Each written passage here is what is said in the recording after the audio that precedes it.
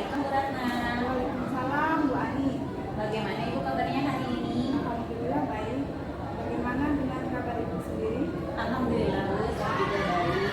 Jadi baik Ibu, hari ini kita akan melakukan praobservasi. Saya sampaikan terlebih dahulu tujuan dari praobservasi ini itu untuk mengembangkan kita sebagai seorang pendidik. Nah, kira-kira nih Bu, kelas mana yang akan saya supervisi? Kelas 89 Bu Ani, sesuai dengan yang saya ambil. Nah, kira-kira pelaksanaannya kapan Bu? Hari Senin tanggal 4 November 2020. Sepakat Ibu ya, kita laksanakan hari Senin tanggal 4 November. Ya baik Bu, sepakat. Baik Ibu, lalu tujuan apa yang akan Ibu capai ini dalam supervisi kali ini? Jadi tujuan saya yaitu ingin secara aktif berdiskusi, mengaktifkan siswa untuk berdiskusi dalam kelompoknya supaya siswa aktif mempresentasikan, kemudian beberapa siswa lain juga aktif dalam menjawab, bertanya, seperti itu Bu Ani. Oh baik Ibu, jadi nanti yang kira-kira yang bakalan saya amati itu yang bagaimana ya Bu?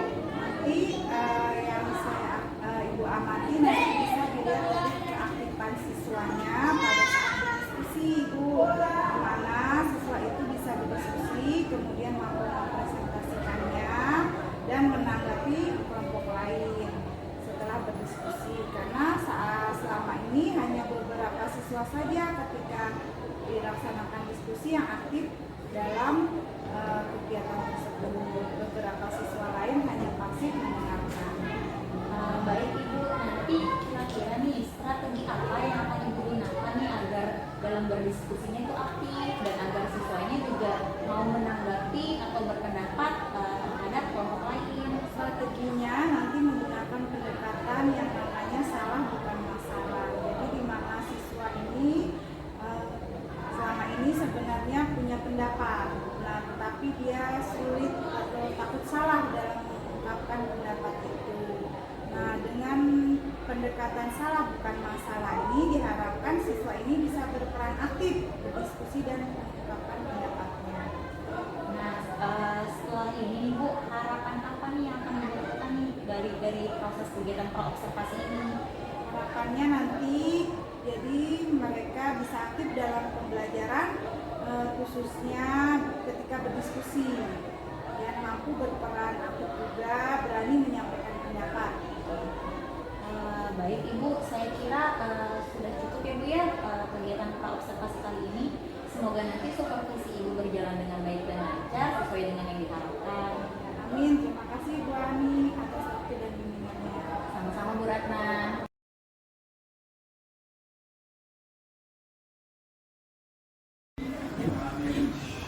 Assalamualaikum. Waalaikumsalam.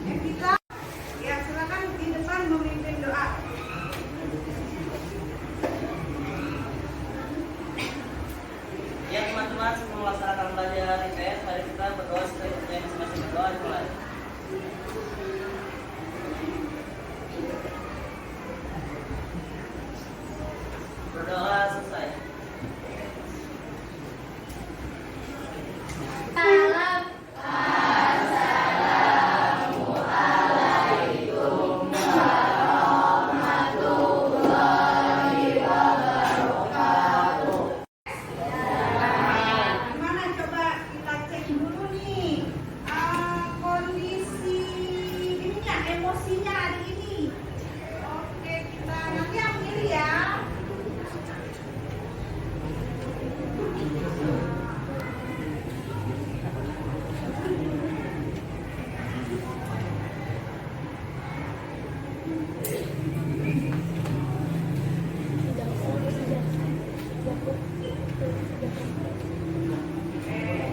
Ada yang lagi suka senyum-senyum hari ini? Coba tunjuk tangan. Ada berapa? Oh, bagus, banyak sekali ya. Ada yang hari ini suasananya seperti gambar ini, ceria, ketawa. Ada? Tunjuk tangan, coba. Coba tunjuk tangan yang ceria hari ini. Oke. Ada yang lagi sedih hari ini? Yang suasananya kayak begini ada? Coba tunjuk tangan yang lagi sedih. Ada yang lagi sedih. Kenapa tuh dia sedih? Kenapa sedih? Oh, ada ini masalah di rumah ya? Oh, ada ini ya apa? Saudaranya ada yang meninggal atau gimana? Oh, oke. Kita doakan ya untuk siapa tadi namanya? Abi, supaya nanti suasananya biar tidak sedih lagi ya. Kita bantu support dia ya. Oke, supaya lebih semangat lagi belajar, sebelumnya ibu punya permainan nih ya. Namanya permainannya apa ya namanya ya? Pokoknya ada aja namanya. Oke. Sekarang ibu akan ajarin dulu caranya. Namanya dor dor dor. Jadi kalau ibu bilang dor, ya jawab kamu jawabnya dor juga. Dor. Tangannya begini dor dor. Ya. Ada lagi kalau ibu bilang bung. Nah kalau di bom biasanya gimana kalau di bom? Karena kalau kena bom gimana kalau kena bom? Ya, jadi kalau ibu bilang bum, coba kamu gerakannya gimana? Oke.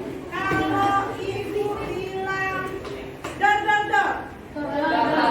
Ya, kalau ibu bilang dor dor dor, kamu jawabnya nggak kena, nggak kena. Oke, jadi ada tiga. Pertama, satu, dor. Jawabannya dor. Bum. Dor dor dor.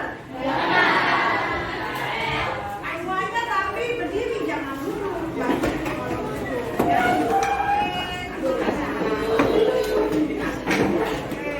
Tapi ibu ngasih instruksinya kadang-kadang bum, kadang dor, jadi harus sigap ya.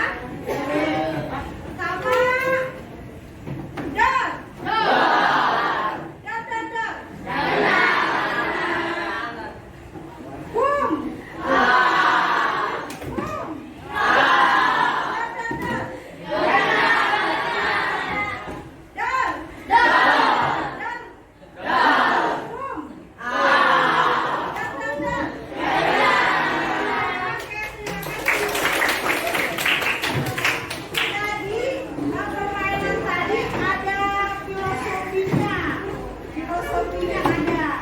Jadi ada 3 level manusia nih kalau dikasih tugas. Manusia pertama kalau dikasih tugas dor, dia jawab dor lagi, berarti orangnya bertanggung jawab karena dia langsung bisa menjawab dengan siap gitu.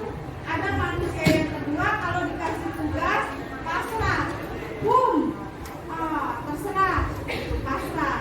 Nah ada manusia yang ketiga kalau dikasih tugas selalu menghindar.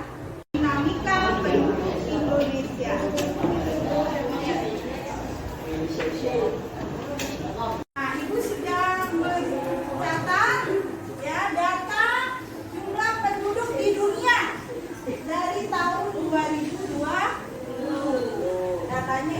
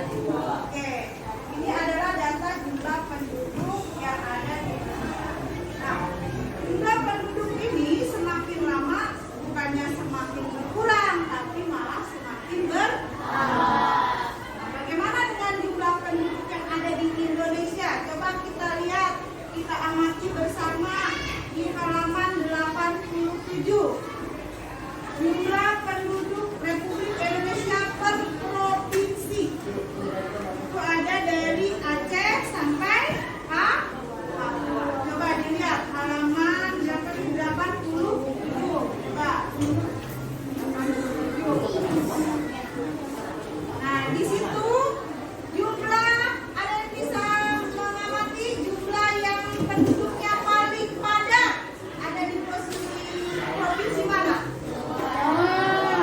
Tunjuk tangan, coba tunjuk tangan. Tiga, coba silakan. Tiga, Jawa Barat. Oke, kita kasih tepuk tangan buat tiga. Oke, siapa lagi? Kalau jumlah penduduk yang paling jarang di provinsi mana? Siapa yang mau menjawab? Silakan. Siapa yang mau jawab? Jumlah penduduk di Indonesia yang jarang. Ya, silakan namanya. Hah? Bimo ya? Lutfi. Oke, Lutfi yang Kalimantan Utara, Bu. Kalimantan Utara. Coba kita cek Kalimantan Utara jumlahnya berapa? 663.696 jiwa. Nah, ini yang paling sedikit jumlah penduduknya. Kita kasih tepuk mantul buat Lutfi. Oke ya, berarti kalian sudah bisa menganalisis jumlah penduduk yang di dunia dan jumlah penduduk yang ada di Indonesia. Oke, bagaimana cara menghitung jumlah penduduk ini? Caranya gimana? Ada yang tahu nggak cara menghitungnya? Jumlah penduduk. Cara menghitungnya dengan cara sensus penduduk yang dilaksanakan selama 10 tahun sekali, ya, 10 tahun sekali melalui sensus penduduk. Oke, sekarang apa sih yang menyebabkan jumlah penduduk ini semakin lama semakin bertambah banyak? Kira-kira ada yang tahu nggak penyebabnya? Penyebabnya apa sih? Ada yang tahu? Kelahiran. Oke, sebut tadi namanya. Api, sebut kelahiran. Ya, betul sekali kelahiran. Ada lagi yang bisa jawab? Selain yang menyebabkan jumlah penduduk di Indonesia banyak, adanya kematian pengaruh nggak kepada peningkatan jumlah penduduk? Ya, oke. Terus apa lagi yang mempengaruhi? Adanya perpindahan, namanya Migrasi. Nah, hari ini kalian akan mempelajari bersama-sama tentang dinamika penduduk Indonesia. Ya, nah ibu akan memberikan sebuah LKPD. Ya. Nah ini ada LKPD-nya, ya, lembar kerjanya dilakukan secara berkelompok. Ya, dilakukan secara berkelompok. Di situ ada beberapa pertanyaan yang mempengaruhi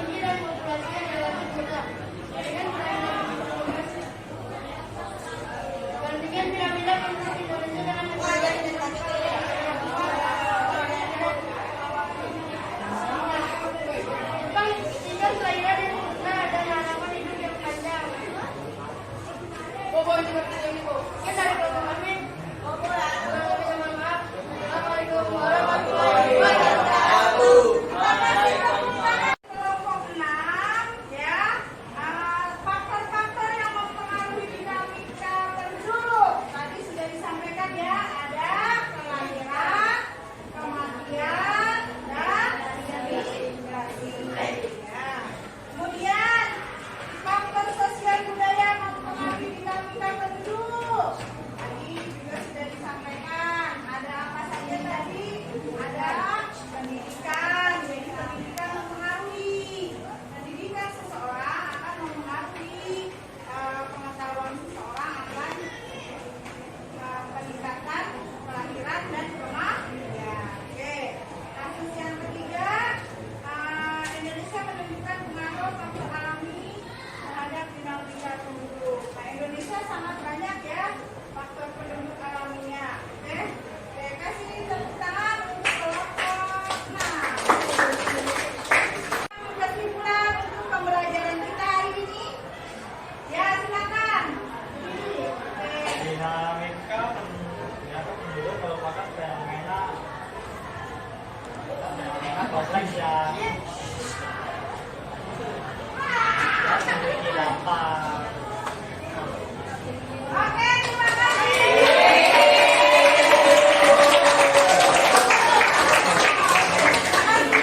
Kita lanjutkan pelajaran kita hari ini tentang dinamika penduduk. Sudah paham semua? Oke, kita cek ya siapa yang hari ini pembelajarannya tersenyum. Oke, yang tertawa, senang sekali. Yang tidak senang, ada? Nggak ada. Oke, sekarang pertemuan kita. Assalamualaikum.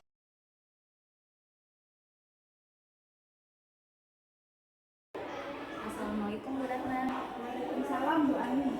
Alhamdulillah Bu, kita sudah memasuki kegiatan pasca observasi. Namun sebelumnya, Bu Ratna apa kabarnya hari ini? Alhamdulillah baik Bu Ani.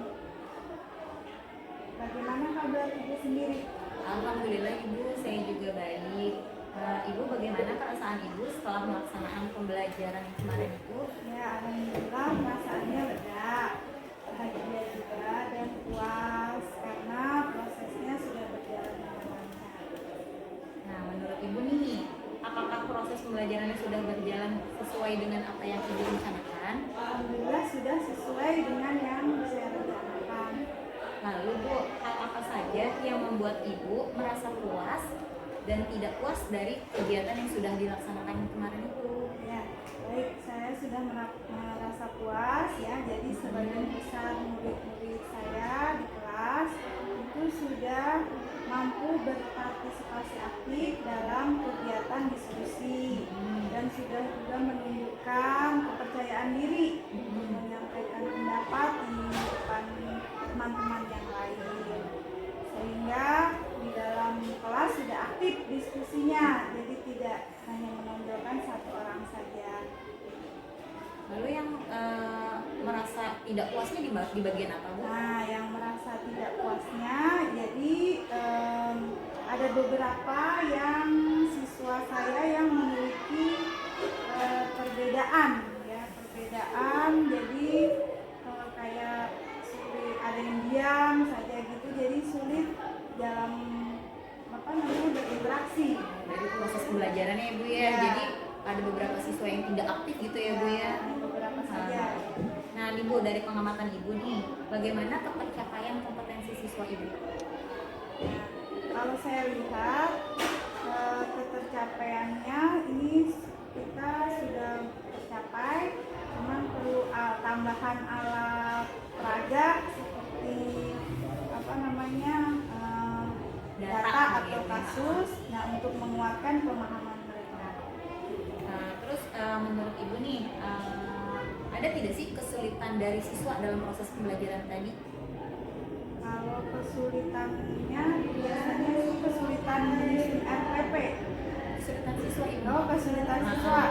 Kalau kesulitannya tadi yang saya sebutkan tadi, karena nggak ada datanya ya, kurang data, jadi ada tambahan data seperti data kependudukan harus diamati, jadi nanti biar siswa bisa langsung lebih aplikasi. paham ya.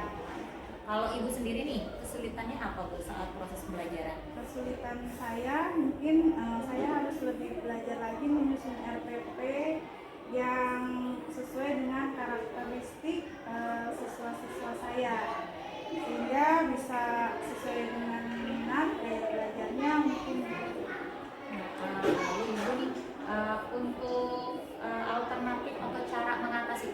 tadinya berarti dengan cara melakukan atau proses pembuatan RPP ya Bu ya? Ya, mungkin Selain itu Bu ada alternatif lain? saya mungkin akan belajar dengan guru-guru senior yang lebih mampu dalam menyusun RPP yang berdiferensiasi. Baik Ibu, lalu Ibu nih, apa yang akan Ibu lakukan nih untuk pertemuan berikutnya? Jadi untuk pertemuan berikutnya mungkin akan eh, mempersiapkan diri lagi untuk membuat RPP, khususnya RPP berdiferensiasi yang sesuai dengan kebutuhan siswa. Baik Ibu, mungkin saya rasa cukup sekian Ibu ya. Semoga apa yang Ibu rencanakan ke depannya berjalan dengan lancar. Terima kasih banyak Ibu atas waktunya. Assalamualaikum warahmatullahi wabarakatuh.